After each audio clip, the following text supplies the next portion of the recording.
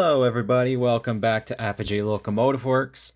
It's been a while since I did the last YouTube video for the 28 tonners, and as the November 1st release date for the HO scale versions is climbing up quickly, I figured I might as well do a update video regarding the last changes I made before preparing to, well, pack a whole bunch of them. As you can see, the lighting is significantly improved. I have a supremely engineered new lighting system that'll definitely help getting all these details in. The reason why this whole video is necessary is, well, because the last time we seen the B unit, it looked like this. And now, it looks like this. So I got some stuff to talk about for sure. As you can see, we also have a wall of Stanton drives behind us, along with some finished and packed kits. So let's go ahead and get started on the detail packs and work up to the big stuff. So, these three detail parts were what I left and said was in the works still. And as you can see, they are now done. This unit was not weathered before. Now it is. I like it. It looks great. Look at that little guy. It's using it's using True Color paint, and we got just the diesel detail pack kit.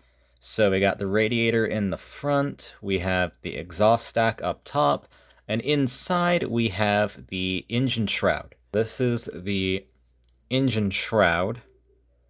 I'm going to try to get better photos of it too, that I'll just pop in front of the video. Hey, look at me, I got the picture, bud. Yeah.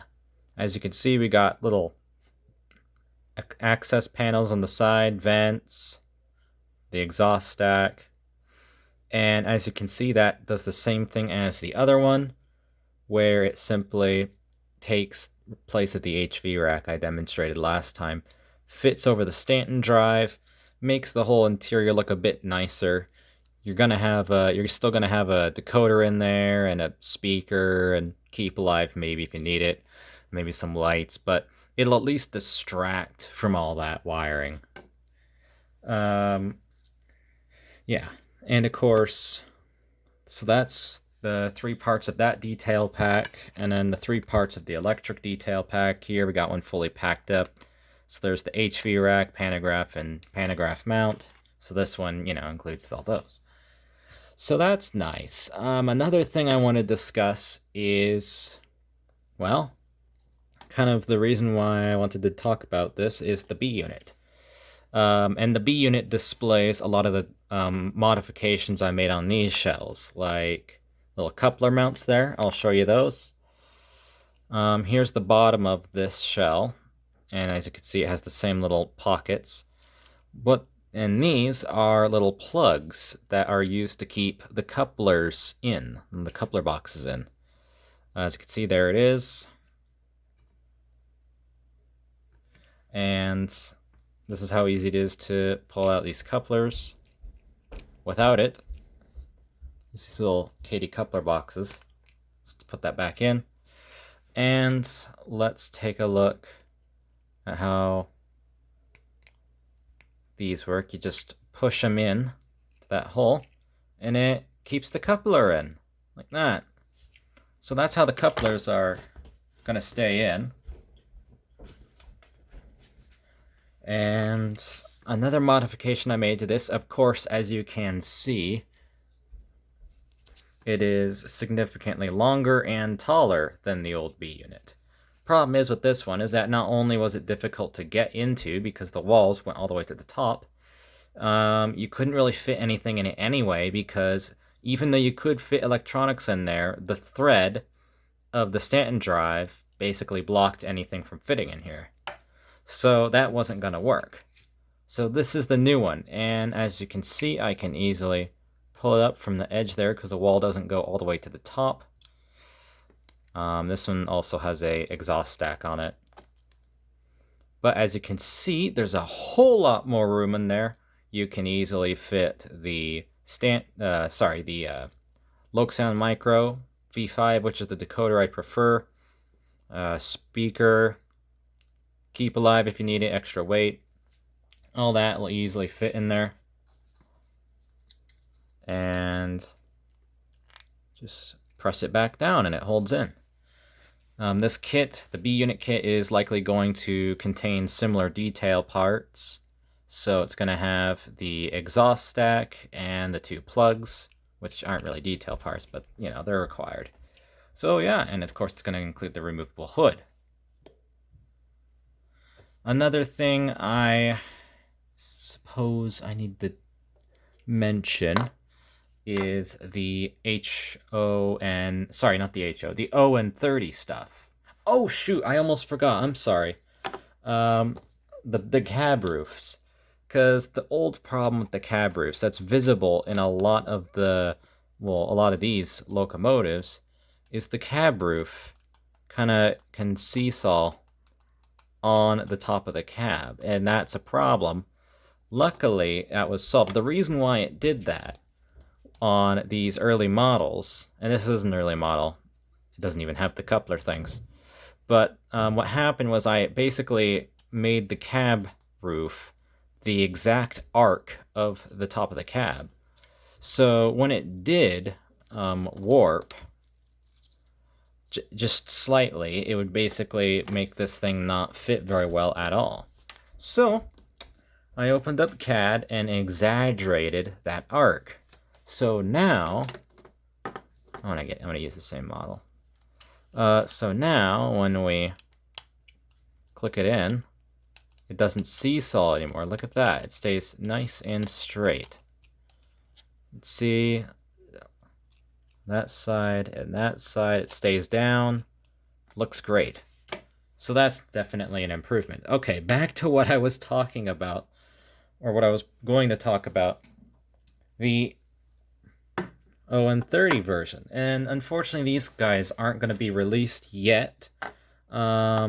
They will be released around, maybe the 10th or 15th of November, depending on how things go. Possibility they might be released earlier than that, but again, I don't know. Problem is with designing stuff for Stanton drives is that not all Stanton drives are equal, which means that this is the 6'6" wheelbase one, and I'll show you another HO scale Stanton drive. And of course, the difference is the wheelbase. But look at that. The entire mold is different. So I need to get a bunch of these in stock also. But anyway, I want to talk about this more. Mainly, the difference between the old ON30 Stanton drive, ON30 28 tonner and the new one. The old one was a standard gauge locomotive with the frame cheated inwards a bit, and the problem with that was that it was still the width of a standard gauge locomotive, 9 feet wide, and that would probably result in it beaching itself on scenery. So I have designed a narrow gauge 2-foot version that is 7 feet wide. And I'm slowly growing more and more attached to it. I believe I may start modeling ON30 because of that little guy and have like 3 of these guys put together on a mine layout. Yeah. But before I get distracted and go into ON30, I better talk about the drive. This is a HO scale 40-inch driver's drive on a little plastic mount, and the wires thread through there, and the drive simply presses in like that, and then this fits right in there and into there, and then the threads are poking out there, so you can still bolt it down and keep it nice and straight. But look, because it's on that block, it doesn't move in any axis.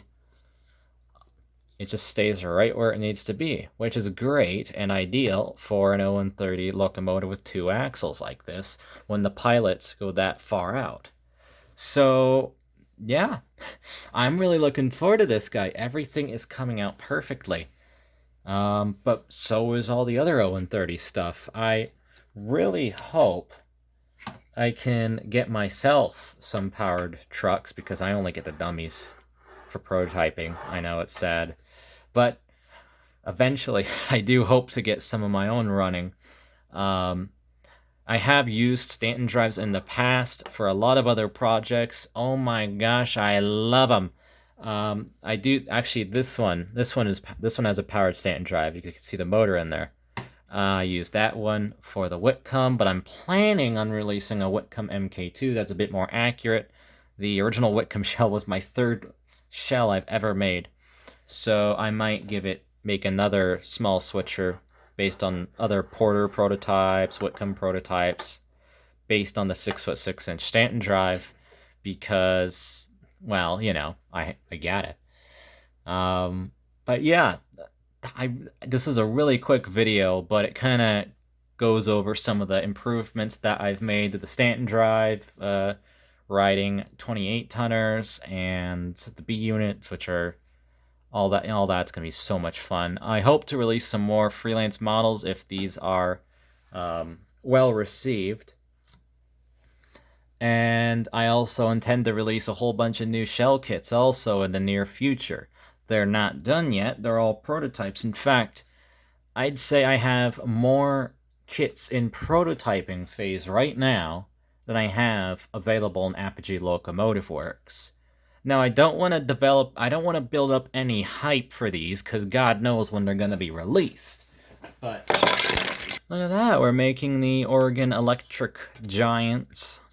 The ones that also ran on the Fort Dodge, Des Moines, and Southern. Look at that, this is a filament prototype. We also got that little guy that ran on a plug. I like to call it the vacuum cleaner locomotive, because it was ran on 220 volts, Milwaukee shop switcher. That's cool. You might have seen the the Pacific Electric prototype box cab. Whoop, bump the cam. And of course, this is a 60-ton Baldwin Westinghouse steeple cab, similar to the big number 60 Iowa traction.